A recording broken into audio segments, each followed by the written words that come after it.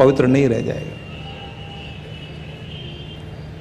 इसलिए ध्यान रखिए कि सद्गुरु भी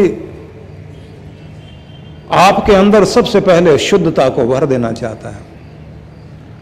तन की शुद्धि इसी बात में है कि केवल अपने लिए ही हाथ मुड़कर हमारे मुंह की तरफ आ जाए, बात यहां से नहीं बनेगी। हमारा हाथ अपने हिस्से का भी कुछ अंश लेकर दूसरे के मुंह की ओर बढ़ने लग जाए। अपने आप को उठाने में हम अपनी पूरी शक्ति लगा रहे हैं, लेकिन जब अपनी शक्ति, अपना सहयोग गिरते हुए को थामने के लिए और गिरे हुए को उठाने के लिए शुरू कर दें, तो समझ लेना चाहिए कि हमारी चेतना का विकास हुआ है, हम किसी ऊंचाई तक पहुंचे हैं। अपनों के लिए वसीयत हर कोई कर रहा है, कुछ विरासत उनके नाम भी सही जिनका कोई नहीं है, उनके अपने बन करके तो देखिए, परमात्मा आपका बनेगा। इसलिए सद्गुरु कहता है कि तुम्हारी ऊर्जा को एक नई शक्ति देना चाहता हूँ शुद्धि के साथ, तुम्हारे शरीर को दिशा देना चाहता हूँ सेवा के लिए, तुम्हारे मन को बल देना चाहता हूँ कि सदैव शांत रहे, प्रसन्न रहे, धैर्य से युक्त हो, विचार तरंगे पवित्र हों, संकल्प विकल्प अच्छी दिशा में उठे। अच्छे संकल्पों का बना हुआ मनुष्य सही दिशा में चलता हुआ अपना भी भला करता है, दूसरों का भी भला करता है। एक गलत दृष्टि व्यक्ति के मन में आए, वाणी कड़वी हो जाए, व्यवहार गंदा हो जाए, तो आप देखते हैं एक क्रोधी इंसान पूरे घर के वातावरण को बिगाड़ देता है।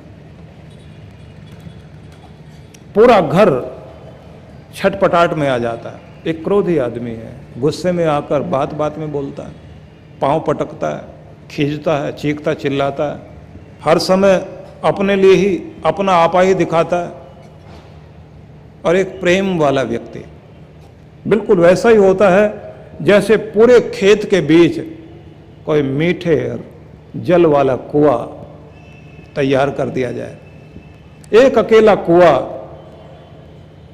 पूरे खेत को हरा भरा कर देगा, उसके अंदर हरियाली पैदा कर देगा। कोई एक प्रेम वाला व्यक्ति पूरे परिवार में हो, वो सारे घर को टिकाए रखेगा, खुशियों के फूल महकाए रखेगा। इसलिए अपने आप को अगर बनाना, मीठे जल का कुआं अपने आप को बनाओ। खारा पानी तो समुद्र में बहुत भरा पड़ा है, किस काम आ रहा है, कौन पीने के लिए जाएगा। वहां से स्नान करने के बाद भी लोग अपने घर में आके स्नान करते हैं। कितने भी बड़े हो जाओ, लेकिन अगर मिठास नहीं है तो किस काम के। आगे फिर कहा विज्ञानमय आनंदमय ते शुद्धिंताम। तुम्हारी बुद्धि विज्ञान में कोश, सुबुद्धि बन जाए, सुमति बन जाए, सन्मार्ग की और प्रेरित करे, तुम्हें अच्छे निर्णय ले सके।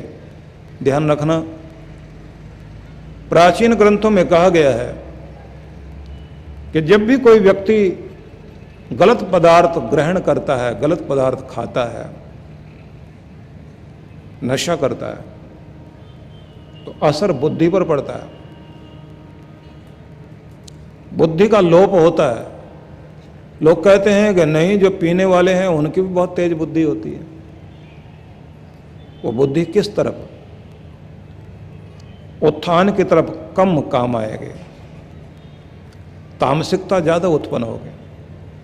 तो अपनी बुद्धि को सही बनाए रखने के लिए अपने अन्न को भी पवित्र करना चाहिए, संगति को पवित्र रखना चाहिए, विचार चिंतन शैली और साथ में सदग्रंथों का पठन पाठन ये जरूर होना चाहिए। हो सके अपने घर में अच्छी पुस्तकें लाइए, क्योंकि आज सारी पुस्तकों का और सारे साहित्य का स्थान लेकर बैठ गया है आपके घर का बुद्धू बक्सा। जो आपको बुद्धू बनाए रखता है वो टीवी। खोल के उसके सामने टीवी उपासना करने के लिए सब बैठे हुए होते हैं, इतनी श्रद्धा से देख रहे होते हैं, न जाने उसके अंदर कौन सा अवतार प्रकट होने वाला है।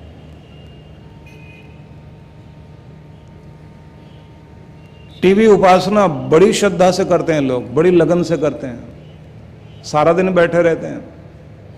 बच्चों की आंखों पर चश्मा लग जाए लेकिन आंखें फाड़ फाड़ के देख रहे होते हैं। अपने घर के अंदर कोई अच्छी पुस्तकें जरूर रखो। अच्छी पुस्तकों में कोई भी सद्वचन अगर आपके हृदय में कहीं भी मन में टिक गया, बस गया और आपकी शक्ति बन गया तो आपकी जिंदगी को बदल देगा। क्योंकि मनुष्य विचार शक्ति से ही अनुप्राणित होता है।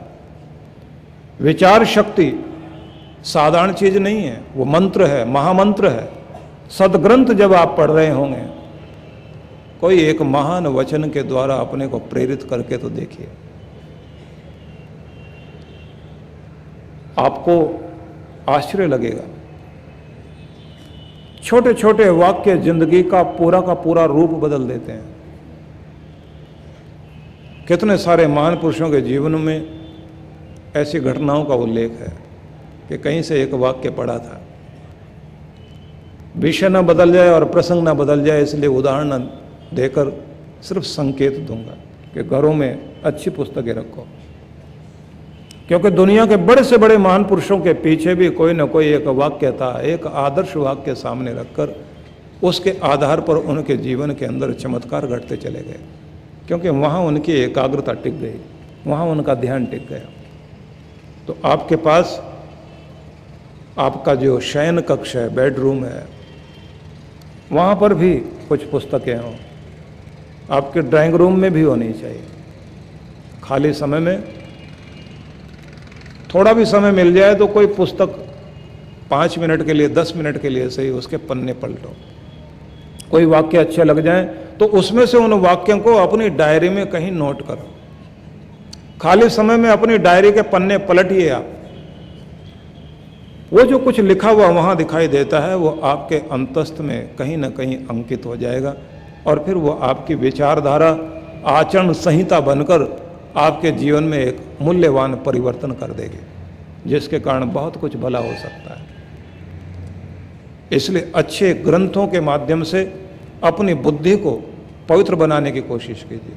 और एक बात याद रखें कि सीखना जिस आदमी का जारी है उसकी बुद्धि कभी कुंठित नहीं होती। अपने विद्यार्थी काल को कभी रुकने नहीं देना चाहिए। जरूरी नहीं कि एक ही दिशा में आप पढ़ते जाएं, सीखते जाएं, कुछ और दिशाओं में भी आपको गति प्रगति करनी चाहिए।